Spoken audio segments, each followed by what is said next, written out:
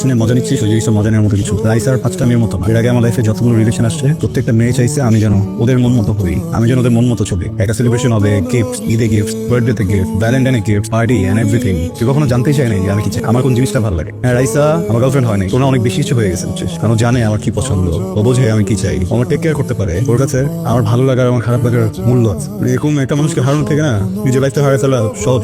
আমিও ট্রাই করতেছি নর্মাল, আমি চাইতেছি না যে কষ্ট পাই, কিন্তু জীবনে ফার্স্টবার মতো কষ্ট পেয়ে গেছি। আমার মাথা থেকে আমি মুছতে পারতেছি না, আমার মন থেকে আমি পুরো মুছতে পারতেছি।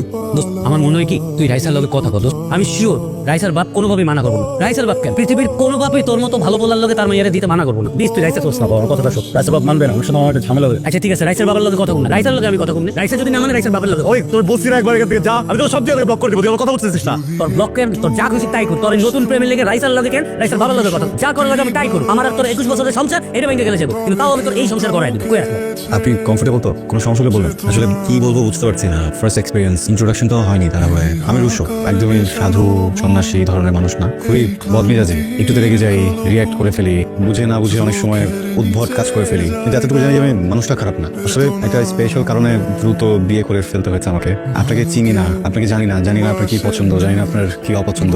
শুধু এতটুকু জানি আপনার প্রতি আমার বেশি কিছু দায়িত্ব আছে। আসলে প্রত্যেকটা দায়িত্বের ভিতরে প্রথম দায়িত্ব কনফেশন। আমার লাইফে বেশ কিছু রিলেশন ছিল, কিন্তু আমি বুকে হাত দিয়ে বলতে পারবো তাদের ভিতরে কাউকেই আমি কখনো ভালোবাসিনি বা কারো সুযোগ নেইনি। খুবই ফর্মাল কাইন্ডের রিলেশনশিপ। মনে হচ্ছিল যে যদি সেখানে ভালোবাসা হয় তখন আগাবো, বিয়ে করবো, কিন্তু আনফর্চুনেটলি কোনোটাই ওয়ার্ক করেনি। কিন্তু আমি জীবনে একবার ভালোবেসেছি, ভয়ঙ্কর ভাবে ভালোবেসেছি একটা মানুষকে, রাইসা, আমার প্রথম ভালোবাসা। কিন্তু রাইসার সাথে আমার কখনো কোনো সম্পর্ক ছিল না। প্রথম যখন আমি ব্যাপারটা বুঝতে পারলাম, আমি ডিরেক্টলি গিয়ে ওকে বলেছি যে আমি ভালোবাসি, আমি বুঝিয়েছি, কিন্তু ও না করে দিয়েছে। আমি এই ব্যাপারটা নিতে পারছিলাম, জীবনের প্রথম ভালোবাসাকে এত কাছে পেয়েও, মনের কথাটা বলতে পেরেও মানুষটাকে পেলাম কেমন যেন ছটফট করছিল ভিতরে। ঘুম হচ্ছিল না, কোনো ঘুম হলেও ওকে দেখছিলাম ঘুমের ভিতরে, দেখে ছটফট করছিলাম। ঘুম থেকে উঠেও ওর কথা মাথায় ঘুরছে, ভিতরে সারাক্ষণ ওর কথা চলতে থাকে, সারাক্ষণ ওকে নিয়ে ভাবতে থাকি। দেখুন আজকে আমার বিয়ে, আজকে এখানে এসেও সারাক্ষণ ওকে নিয়ে কথা বলছি।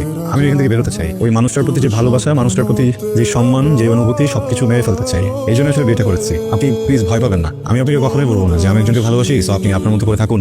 আমার কাছ থেকে আপনি আপনার কোনো অধিকারই বুঝে পাবেন না। এইগুলো যদি নাটকে হয়, সিনেমাতে হয়। আমি বিয়ে করেছি যেন আমি ওখান থেকে বের হয়ে আসতে পারি, যেন নতুন করে একটা জীবন গোছাতে পারি। সময় লাগবে, জানি না কতদিন, 1 মাস, 2 মাস, 6 মাস, 1 বছর, 5 বছর লাগতে পারে। আপনি কি পারবেন আমার সাথে থাকতে? আপনি কি পারবেন আমাকে ওই জায়গা থেকে বের করে আনতে? আদৌ আমি পাগল হয়ে যাবো। আমাকে একটু সাহায্য করুন না, আমি যেন আমার ভিতর থেকে রাইসাকে সরিয়ে ফেলতে পারি, রাইসার স্মৃতিগুলোকে মেরে ফেলতে পারি।